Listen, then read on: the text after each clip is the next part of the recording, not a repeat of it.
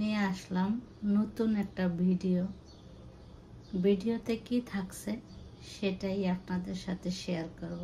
তো হ্যালো সবাই, কেমন আছেন? আসসালামু আলাইকুম।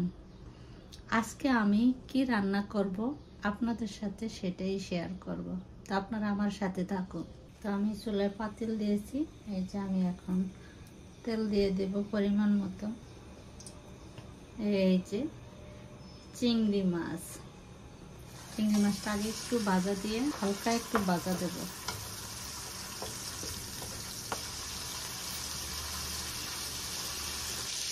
জাস্ট একটু কালার আসা পর্যন্ত আমি ভেজে নিলাম। এই যে এরকম কালার, বেশি ভাজা যাবে না, হালকা সুন্দর একটা কালার আসা পর্যন্ত আমি ভেজে নিলাম। তারপর আমি এক এক করে এই যে পেঁয়াজ, রসুন, কাঁচামরিচ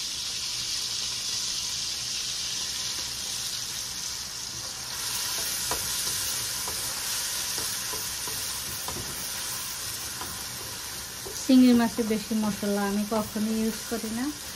আমি পেঁয়াজ, কাঁচামরিচ আর রসুন দিয়ে আমি চিংড়ি মাছের যে কোনো তরকারিতে আমি এই মশলাটাকেই দিই, অন্য কোনো মশলা আমি অ্যাড করি না।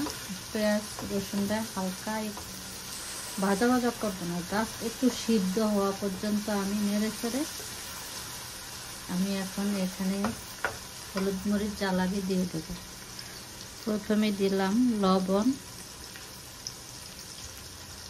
স্বাদ অনুযায়ী, স্বাদ মতো লবণটা দিতে হবে।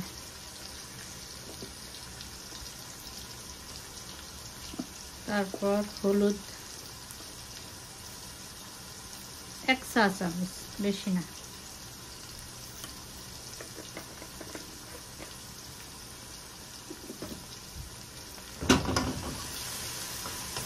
ঝালটা আপনাদের যার যার পছন্দ অনুযায়ী দিতে হয়। একটু গুঁড়া মরিচ দিয়ে দিলাম।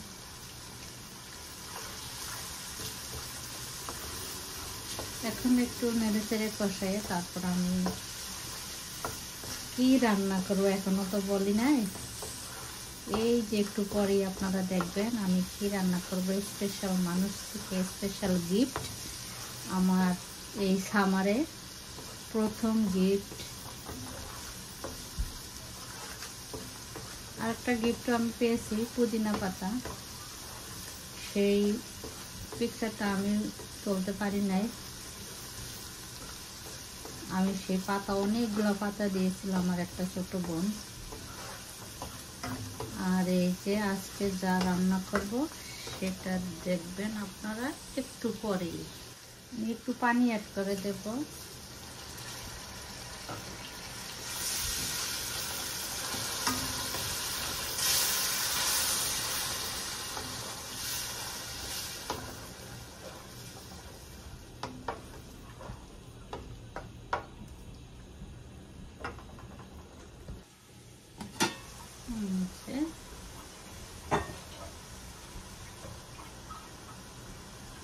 এই যে মশলাটা কষানো হয়ে গেছে, দেখেন কত সুন্দর একটা কালার,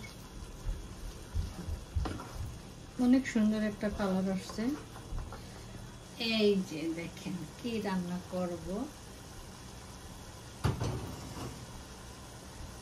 ডাঁটার শাক। আমি এই যে চিংড়ি মাছ দিয়ে ডাঁটার শাক রান্না করব।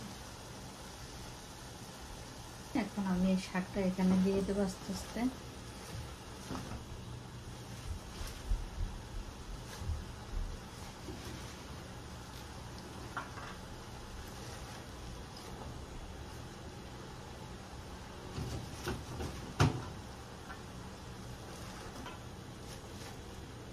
এখন আমি ডেকে দেব, ডেকে দিলে একটু মজলে নাড়তে সুবিধা হবে।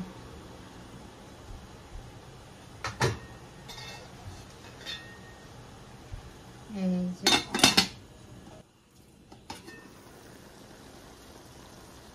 কতগুলো শাক, কতটুকু হয়ে গেছে না, অনেক নরম ছিল শাকটা। শাকটা অনেক সফট, নরম ছিল একেবারে, কি সুন্দর, মাশাআল্লাহ সুন্দর ঘ্রাণ বের হয়েছে, অর্গানিক, একেবারে অর্গানিক।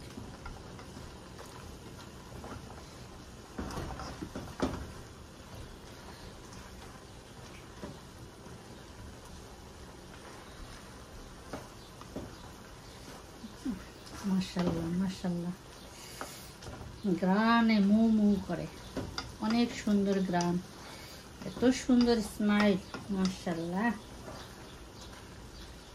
থ্যাংক ইউ তোমাকে এত সুন্দর গিফট দেওয়ার জন্য। রান্না করি, হয়তো দেখবা ভিডিওতে, অনেক খুশি লাগে, সামান্য কিছুতে অনেক হ্যাপি লাগে। তো এগুলো এই যে শাক হয়ে গেল, ডাঁটার শাক অনেক সুন্দর হয়েছে। আমি এর মাঝে 2 বার নেড়ে ছেড়ে দিয়েছিলাম, ফাইনালি হয়ে গেল এই যে মজাদার ডাঁটার শাক, চিংড়ি ডাঁটা।